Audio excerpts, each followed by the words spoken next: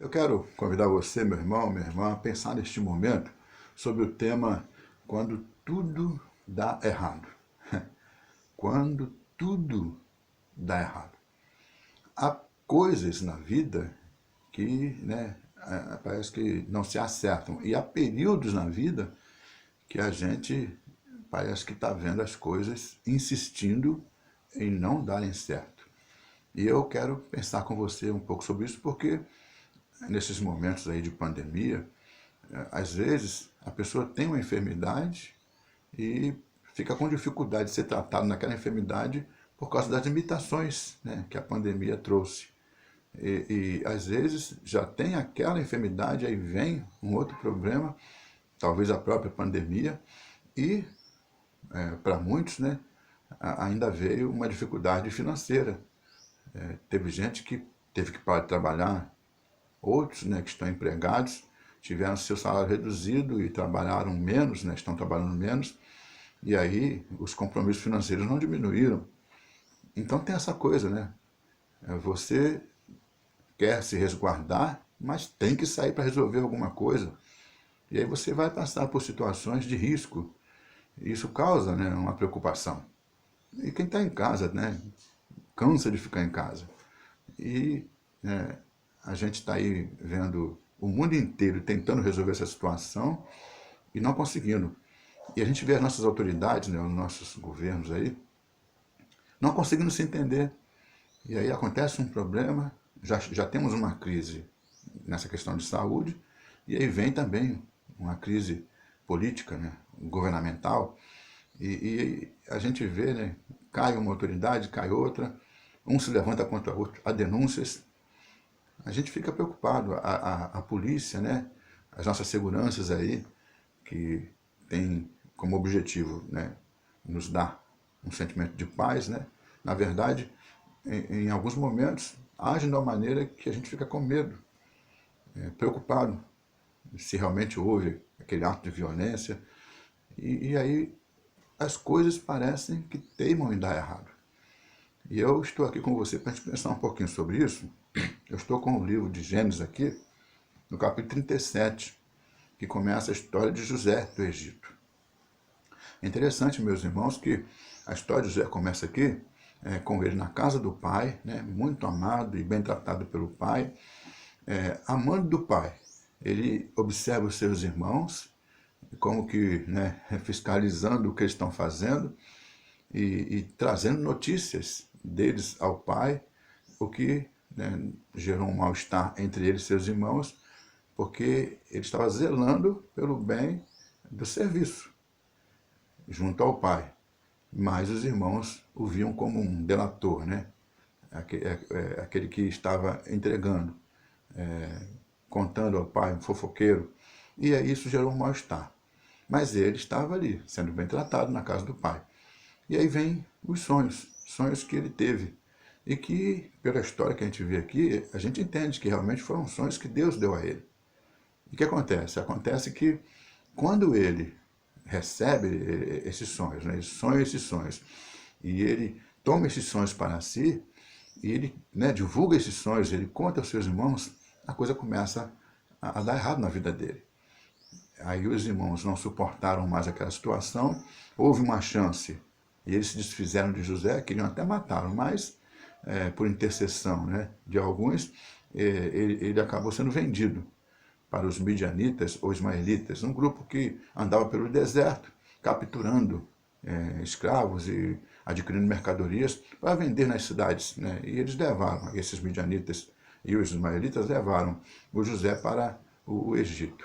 O José estava agindo na casa do seu pai, apesar de ser mal visto pelos seus irmãos, com integridade e cumprindo aquilo que ele deveria fazer. Mas ele acabou tendo problemas por causa disso. E aí ele foi para a casa de Potifar como escravo. A situação, né, a gente já falou aqui outras vezes, de filho para escravo, deve ter sido algo muito angustiante. Mas o José, ele continuou agindo com integridade. Lá na casa de Potifar, sendo escravo, né, ele tinha que obedecer, tinha que fazer o que fosse lhe mandado, mas ele fazia com integridade, né? E Deus o abençoou, ele prosperou na casa de Potifar, mesmo sendo escravo. E ele teve honras Potifar colocou, né, tudo o que tinha nas mãos de José, confiou nas mãos de José. Apenas a esposa, né, é que José não tinha poder sobre ela, mas o restante era o José que governava, mandava e desmandava. Mas aí veio aquela situação da mulher do Potifar armando contra ele e ele acabou indo para a cadeia. As coisas estavam se complicando, né? As coisas na vida de José começaram a dar errado e foram piorando. De filho foi para escravo, de escravo foi para prisioneiro. E lá na prisão, Potifar deve ter ficado muito aborrecido e deve ter colocado ele lá, né, num gesto assim de ira. E ele foi recebido lá pelo carcereiro com aquele conhecimento de que José tinha feito uma coisa muito errada, ofendido um oficial, e certamente o carcereiro deve ter tomado as dores do oficial. E a princípio deve ter sido muito difícil para José ali. Mas o José continuou agindo com integridade. E aquilo que era ruim, né, aquele ambiente que era totalmente desfavorável, acabou, né, se transformando. Porque o José conquistou a simpatia do carcereiro, a confiança do carcereiro. O carcereiro, naturalmente, que deve ter pensado que aquilo que falaram de José, né, certamente aquela coisa da esposa de Potifar, certamente foi um engano, né, e não era nada daquilo, porque José era um homem íntegro. E o Potifar, o carcereiro, confiou nas mãos de José a chave, né, das celas, né, da prisão. Uma coisa assim, né? José estava a cada vez vendo as coisas piorarem na sua vida. As coisas insistiam em dar errado na vida dele. Tudo, né, dando errado. Mas ele continuou na sua integridade, como um homem que ele era, servo de Deus, e alguém que tinha recebido de Deus uma promessa para a sua vida. Aqueles sonhos que José tinha recebido lá, que pareciam que através dos sonhos as coisas começaram a dar errado, mas ele entendeu que parecia que estava dando errado. Realmente estava dando errado, humanamente falando, mas havia algo de Deus para a vida dele. Ele continuou confiando, continuou crendo que Deus é soberano, está no controle e as coisas vão acontecer com dificuldade, com luta. Mas no momento certo, aquilo que Deus prometeu, a palavra dele, o sonho que ele te deu, vai realizar. E foi isso. O José continuou acreditando. E o que aconteceu? Ele acabou comparecendo à presença de Faraó, e na presença de Faraó, né, arrumado, barba feita, ele foi inquirido por Faraó. Faraó contou a ele os sonhos que teve e como estava angustiado, porque não sabia o que era aquilo, mas tinha um pressentimento de que havia algo naqueles sonhos. E o José, então, interpretou aqueles sonhos e o Faraó ficou muito contente com aquilo, ficou admirado com aquilo, sentiu que em José havia o Espírito do Senhor, o Espírito de Deus, e viu que José também era um homem ajuizado e sábio, o mais ajuizado e sábio que ele poderia achar em toda a terra do Egito ou qualquer outro lugar. E aí o Faraó o colocou como um líder, né, um governante, que só tinha como autoridade superior a ele o próprio Faraó. As outras autoridades estavam todas sujeitas a José. Então, as coisas insistiram em dar errado. Mas José, ele continuou, permaneceu na sua integridade. E ele acreditou que mesmo as coisas estando dando errado, né, aos olhos humanos, e ele sentindo a dificuldade na vida dele, havia algo mais.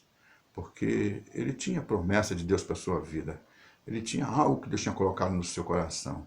E ele sabia que existe uma dificuldade nesse mundo para a gente passar, uma luta, mas se Deus está presente na sua vida, essas dificuldades vão passar e você vai receber aquilo que Deus te prometeu. Foi o que aconteceu. Quando os irmãos de José, né, comparecem diante de José e ele se revela, eles ficam apavorados. Mas José fala, não fiqueis amedrontados, né? Porque foi para uma situação dessa que Deus preparou. Não foram vocês, né, que me venderam, né? Mas foi Deus que preparou isso tudo para que eu viesse parar aqui no Egito e pudesse hoje, né, estar aqui com o instrumento nas mãos dele para salvar, né, a nossa família, né? Vocês, né, as suas esposas, seus filhos, nosso pai, a nossa casa fosse preservada.